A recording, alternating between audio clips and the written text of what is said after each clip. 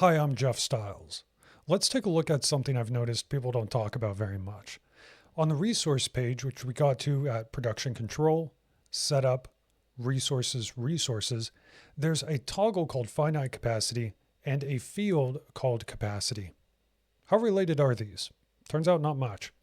Finite capacity is going to help us judge when we can schedule this resource according to the calendar, the working calendar it's assigned to, and whether or not it's already assigned to another production order at the given time we're looking at.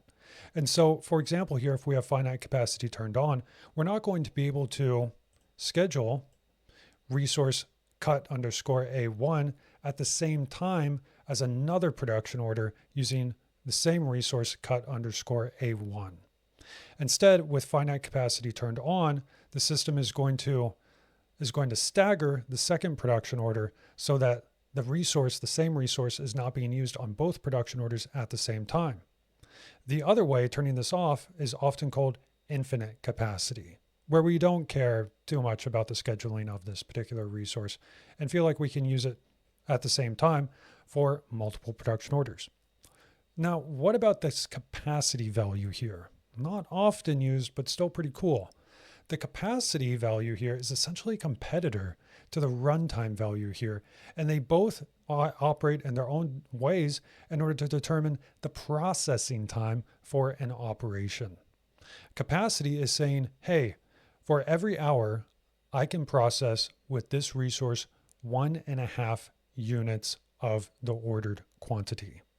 Runtime is saying I need 2 hours to process 1 unit of the order quantity.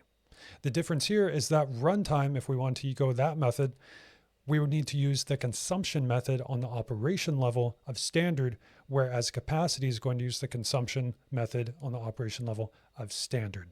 And let's take a quick look at what that is like. So we can click up into operations here for a second.